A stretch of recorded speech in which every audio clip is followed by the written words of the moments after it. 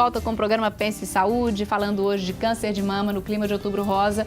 E no bloco anterior, o doutor Roberto falava sobre tratamento e eu tive que interromper. Retomando, doutor Roberto. Objetivamente, lembrando que o tratamento deve ser sempre feito por uma equipe multiprofissional. Isso é fundamental.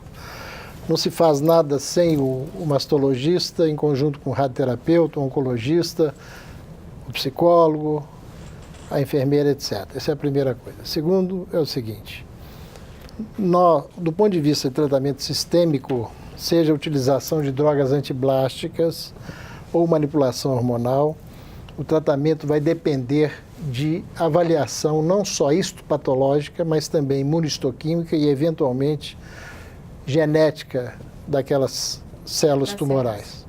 Então, dependendo disso, hoje nós temos condições de oferecer mais ou menos tratamento para paciente e de maneira mais precisa, consequentemente, reduzindo sequelas de longo prazo, consequentemente oferecendo de maneira mais individual o melhor tratamento para os pacientes. Perfeito.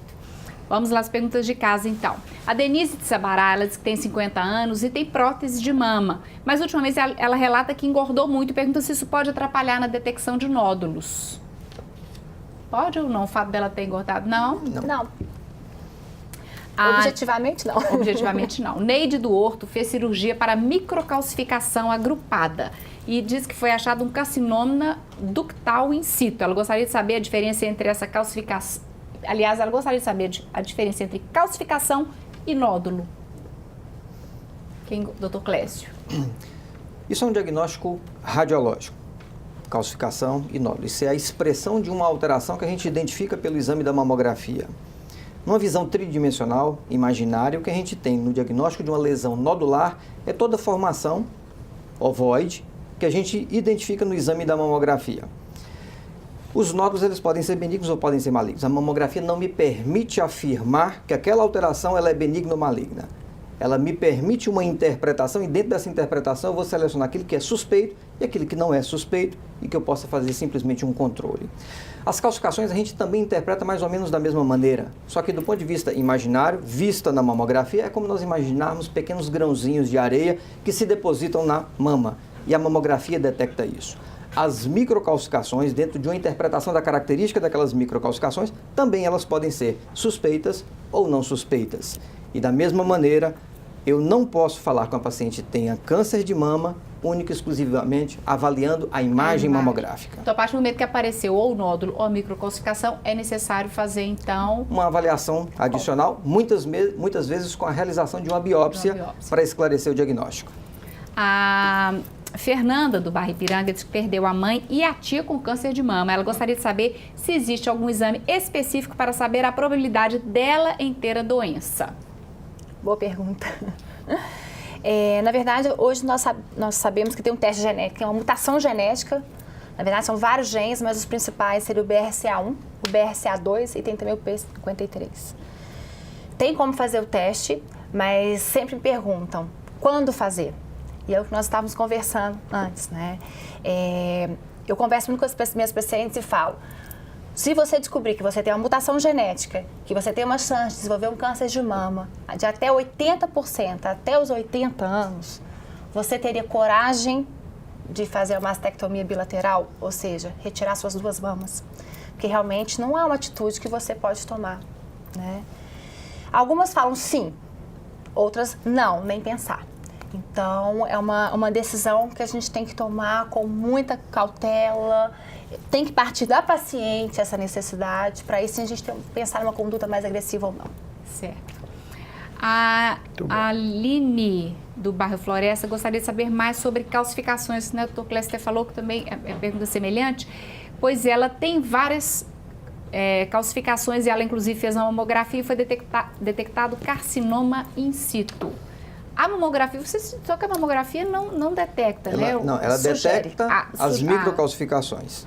Ela não me permite afirmar que aquela calcificação ela é um câncer ou não. Ela me remete à necessidade de fazer ou não uma biópsia, e se eu fizer a biópsia eu vou ter esse diagnóstico. Só a partir da biópsia que eu posso afirmar que ela tem ou não um determinado diagnóstico. A Aline não falou se ela chegou a fazer ou não a biópsia. Ela está falando aqui só da mamografia e com esse resultado. né? A Érica, lá do bairro Santa Amélia, diz o seguinte: minha avó faleceu por causa do câncer de mama, eu preciso me preocupar?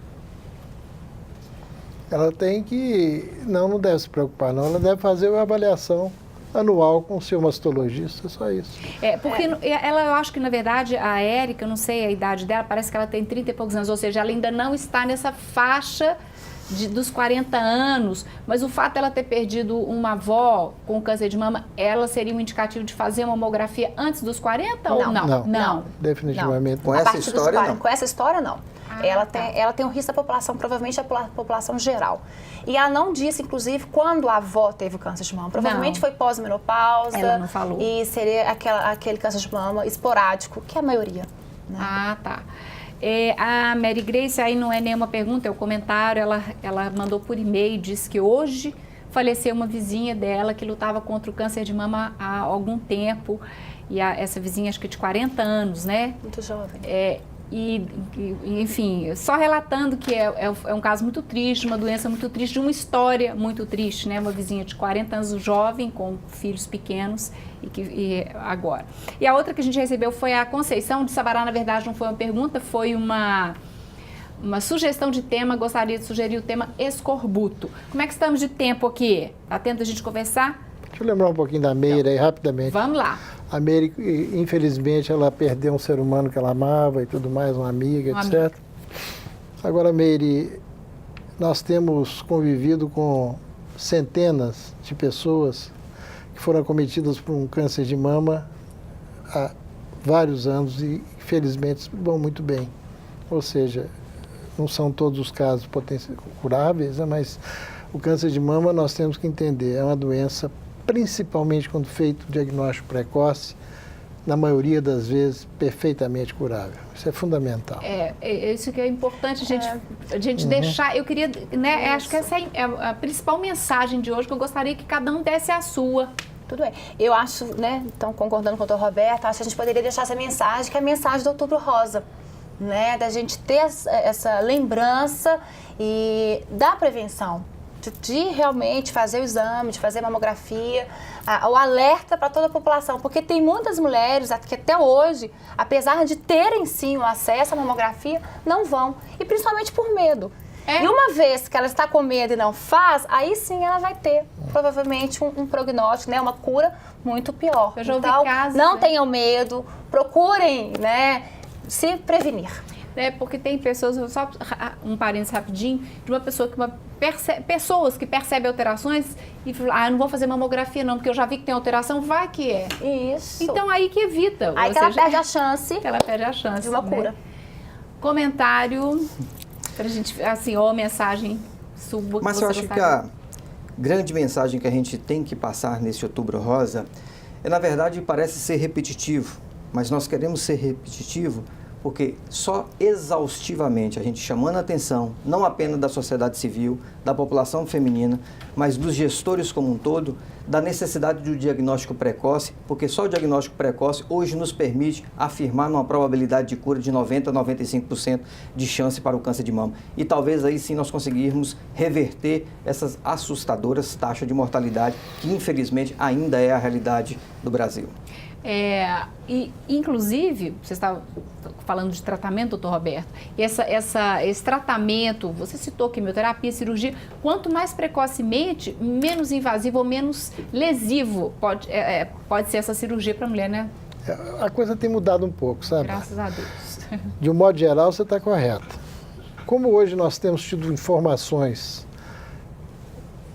melhores e mais importantes da intimidade da célula, então, eventualmente, tumores menores carregam umas alterações genéticas que mostram que ele é muito agressivo. Entendo. Então, mesmo o tamanho por si só hoje não é um fator que vá dizer se a gente deve ou não oferecer tratamento complementar sistêmico. Então, a situação tem mudado. Nós estamos conseguindo individualizar mais e tratar melhor, evidentemente, né, os casos. Agora, a questão que nós temos que entender é que das doenças crônico-degenerativas, a de maior potencial de cura é o câncer. Nós temos que desmistificar isso. Exatamente. Né? Câncer é potencialmente curável. potencialmente curável. Vamos parar de ter medo e vamos, de peito aberto, coração aberto, procurar um mastologista. Fazer como a Thaís, né? Encarar. Então, coisa linda, né? Pois é. É isso você que a quer gente finalizar tem que com fazer. uma coisa, doutora Só complementar, porque você comentou a questão da parte cirúrgica, né? Isso. Então, realmente, a parte cirúrgica, desde a década de 70, a gente vem sendo cada vez menos agressivo. Muito legal. Né? As lesões antes, as cirurgias antes eram mutilantes, como a deformação da mulher, a questão psicológica abalada, a questão sexual abalada. Então, desde os estudos dos anos 70, a gente tem conseguido cada vez ser menos agressivos, com cirurgias menos agressivas, que a gente sabe que é uma doença sistêmica. Não adianta a gente preocupar só com o tratamento agressivo local. Então, na parte cirúrgica, a gente tem dito, que o professor Veronese de Milão sempre diz, menos às vezes é mais. Você faz um tratamento cirúrgico adequado, mas não muito agressivo localmente, complementa com tratamento cirúrgico, sistêmico, né? E a paciente tem uma qualidade de vida maravilhosa. Gostaríamos de agradecer a presença, a participação de vocês. Obrigada. E parabenizar mais uma vez, né, essa campanha e esse movimento. Faça parte você também desse movimento. Se você está nessa faixa de 40 anos, faça a sua mamografia. O Pense Saúde de hoje chegou ao fim, mas você pode rever o nosso programa terça-feira às 5 da tarde e também pelo nosso site a qualquer momento. Obrigada pela sua companhia e eu espero você no próximo Pense Saúde, que é uma parceria da Unimed BH com a TV Horizonte. Tenha uma ótima semana, paz no coração e pense saúde sempre!